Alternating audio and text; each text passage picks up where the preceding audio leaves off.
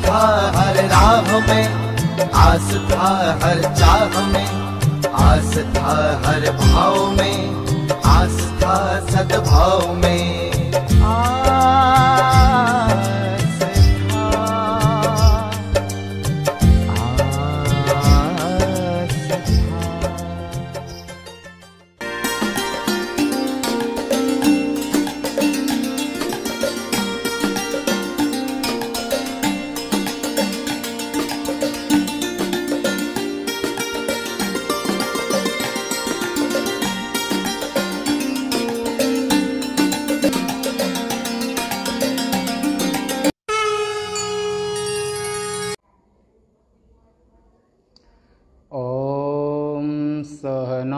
सहनाववतु सहनौ भुनक्तु सह वीर्यं करवावहै तेजस्विनावधीतमस्तु मा विद्विषावहै।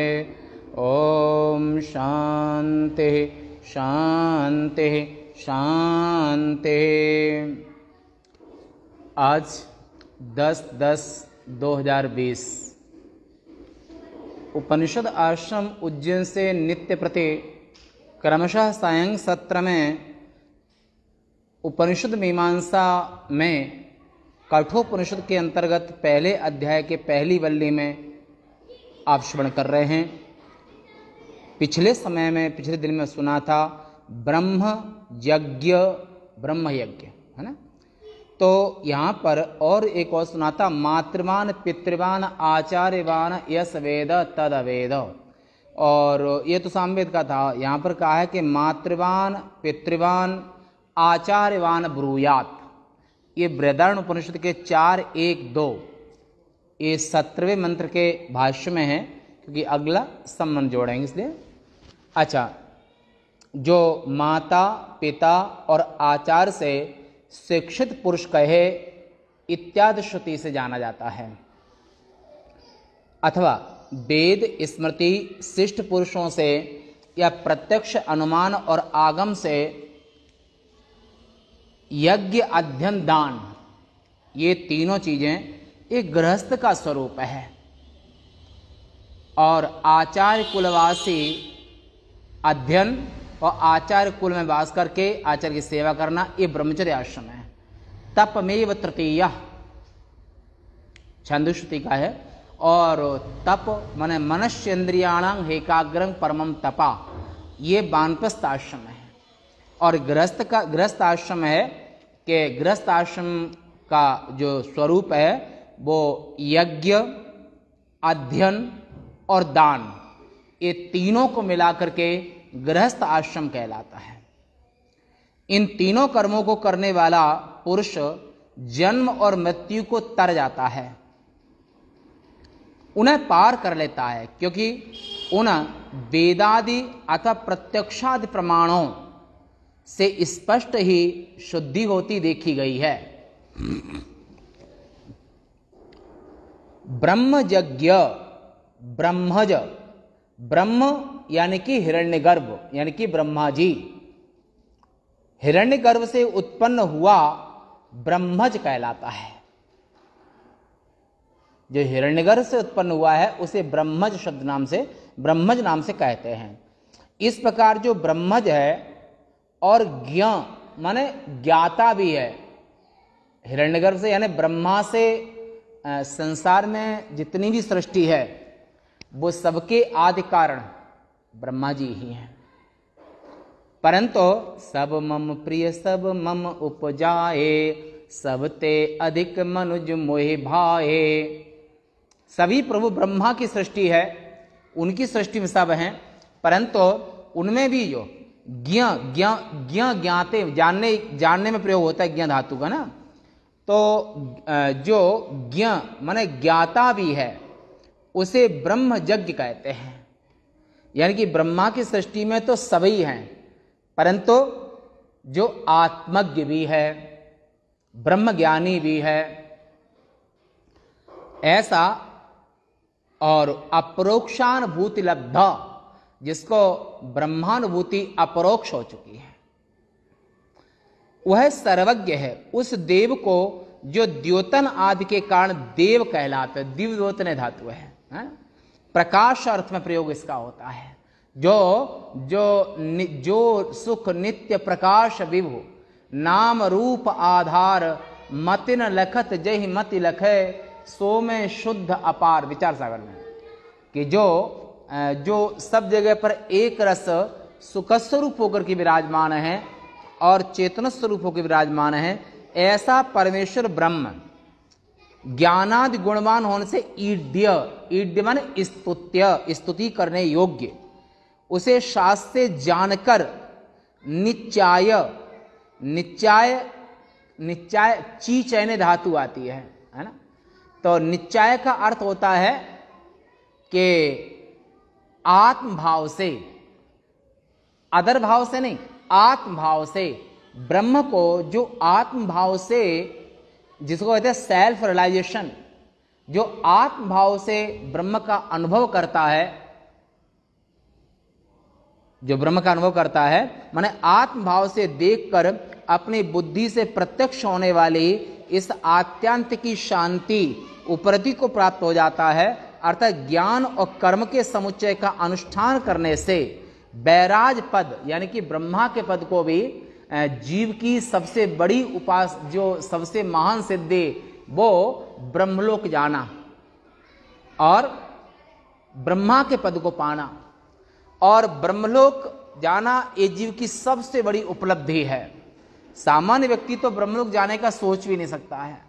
कश्चित धीरा, कोई धीर पुरुष, कि ब्रह्मलोक क्या है, ब्रह्मैव ब्रह्मलोका, वहां पुनः जन्म नहीं लेना पड़ता है, कभी दुख नहीं होता एक बार जाने के बाद। अब आगे अग्नि विज्ञान और उसके चयन के फल का तथा इस प्रकरण का उपसंहार करते हैं। 18वें मंत्र, 18 मंत्र आगे।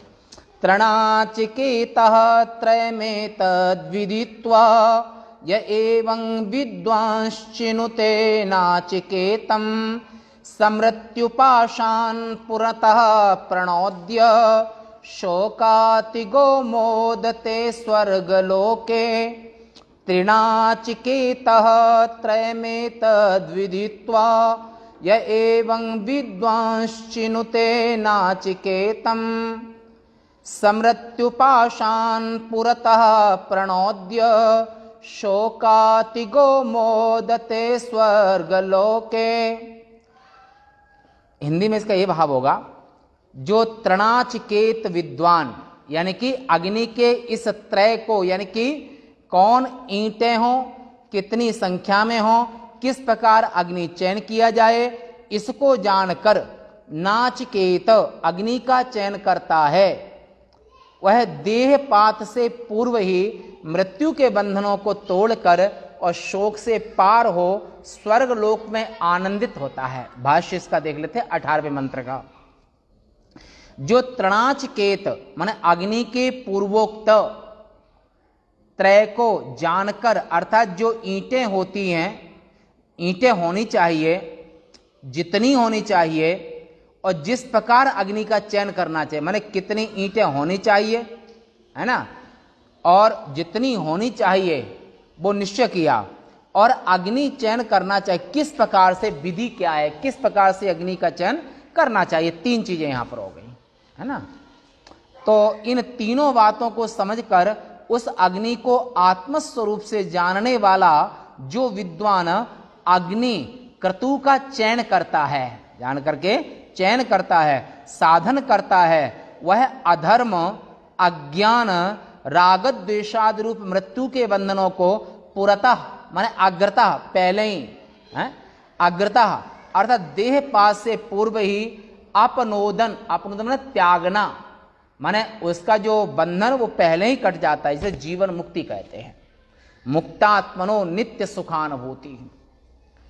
अपनोदन माने त्याग करके शोक से पार हुआ, अर्थात मानसिक दुखों से मुक्त हुआ। शोक से पार होना यानी कि मानसिक दुख जिसको ना हो, मानसिक पीड़ा ना हो। कोई लोग शरीर से स्वस्थ दिखाई देते हैं परंतु मन से बहुत रोगी होते हैं। काम का रोग, क्रोध का रोग, राग द्वेष का रोग, लोभ का रोग, इच्छाओं का रोग, महत्वाकांक्षा का रोग, पुत्र की इच्छा का रोग, ऐसे संसार में नाना रोग जो मन में लगे हुए हैं।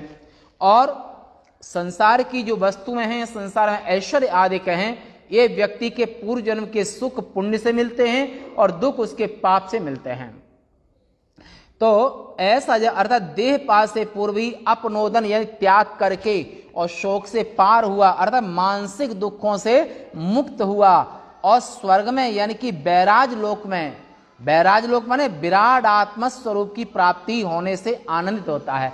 यहां पर इंद्र के लोक का स्वर्ग नहीं कहा है, यहां पर बैराज लोक माने विराट जो है, विराट पुरुष है, उसी को स्वर्ग माना है। ब्रह्मलोक को स्वर्ग इस जगह माना है, ब्रह्म ही ब्रह्मलोक का, ब्रह्म को ही स्वर्ग माना है जो यहाँ पर, क्योंकि ये श्रुति है, उपनिषद है, तो उपनिषद रहस्य विज्ञान उपनिषद कहते हैं। तो यहाँ पर जो देवराज इंद्र जिस लोक में रहते हैं, भोगों का बाहुल्य है, उस लोक को यहाँ स्वर्ग नहीं कहा है, यहाँ पर बैराज को स्वर्ग कहा है। और विराट आत्मस्वरूप की प्राप्ति जो है उसी को स्वर्ग कहा है, आत्मस्वरूप की प्राप्ति को।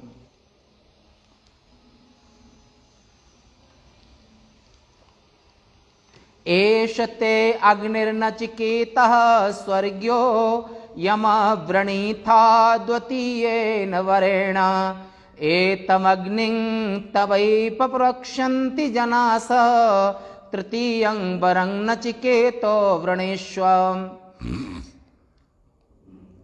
हे नचिकेता, तूने द्वितीय वर से जिसे वर्ण किया था, माने अग्नि के विषय में, स्वर्ग के हेतुभूता, वह यह स्वर्ग का साधनभूत अग्नि तुझे बतला दिया है। लोग इस अग्नि को तेरा ही कहेंगे।